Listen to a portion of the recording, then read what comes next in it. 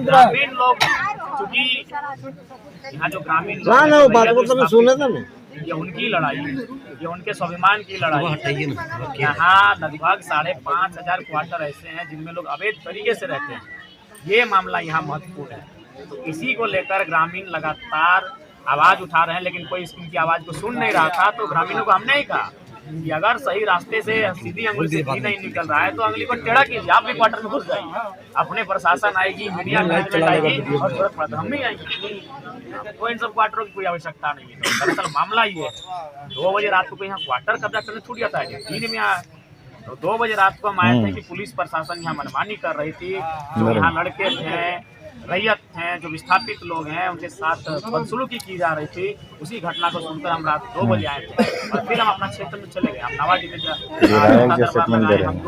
दरबार लगाया, हमें फिर एसडीओ महोदय भी आके यहाँ मनमानी करने लगे। तो फिर हम उठ के चले आए।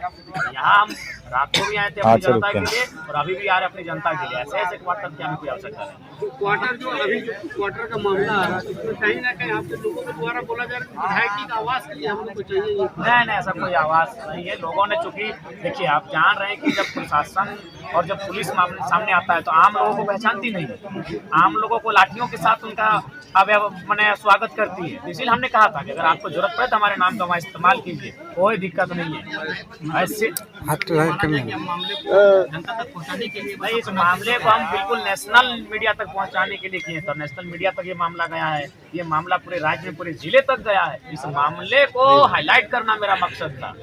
आपका ये जो पहल है, इससे क्या लगता है कि सीसीएल जो अवैध क्वार्टर का जो आप मांग कर रहे हैं, क्या वो खाली करवा? देखिए, हम स्पष्ट कहना चाहिए, या तो सीसीएल अवैध क्वार्टर को खाली करे, या तो हम तमाम रैयतों को कहेंगे कि अगर सीसीएल गैर कानूनी है तो क्यों आप क्यों मतलब राजा हरिश्चंद्र बन के बैठे हैं? जितना सक्षम है, जो क्वार्टर दिख रहा है, कब्जा कर लीजिए।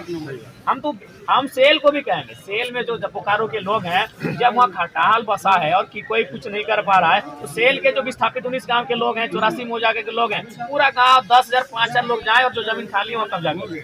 ये संवैधानिक नहीं, संवैधानिक हम बिल्कुल संवैधानिक, लेकिन जब आप सीसीएल संवैधानिक बात नहीं कर रही है, डीसी संवैधानिक का हवाला नहीं कर पा रहे हैं, डीएसपी तमाम पदाधिकारी, तो ये संविधान का डर और संविधान का दायरा केवल आम व्यक्ति तक क्यों? नहीं, विधायक जो है संविधान को लेकर के लगातार आवाज उठा नहीं, संवैधानिक हम तभी है जब अगला संवैधानिक है।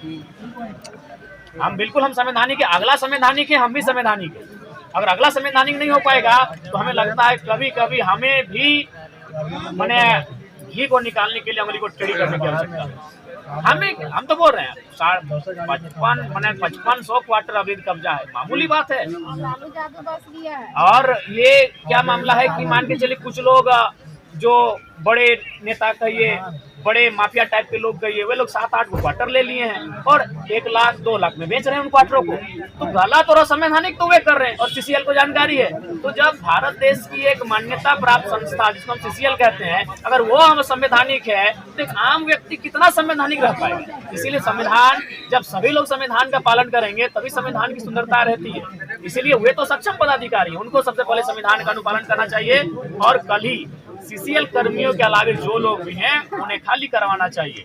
हाँ, हम चूंकि यही मेरा तर्क रहेगा, इसीलिए हमने ये आज थोड़ी नया थोड़ी, हमको लगता है इससे पहले भी कुछ दिन पहले चंद्रपुरा में, आज कभी बीटीपीएस में, तो कभी आपका मकोली में इस प्रकार की घटनाएं घटती है कि जब गांव का आदमी क्वार्टर में जाता है तो उनको दुत्कार किया जाता है, और जब कोई माफिया प्रवृत्ति का संरक्षण लेके आता है तो उसको 1 नहीं 7-8 क्वार्टर दे दिया जाता है। तो एक्चुअली से लोगों की बात कोई सुन नहीं रहा था और सही रास्ते से कोई सुन नहीं रहा था। तो मानते हैं ये रास्ता थोड़ा टेढ़ा था, लेकिन मामले को हाईलाइट करने के लिए ऐसा करना पड़ा।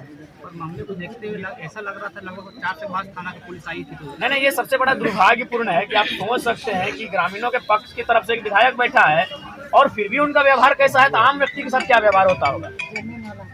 ये कोयलांचल में क्या मनमानी हो सकती है? ऐसे ही नहीं इतने नेताओं का कत्ल हुआ है, उसमें पुलिस प्रशासन का भरपूर योगदान होता है।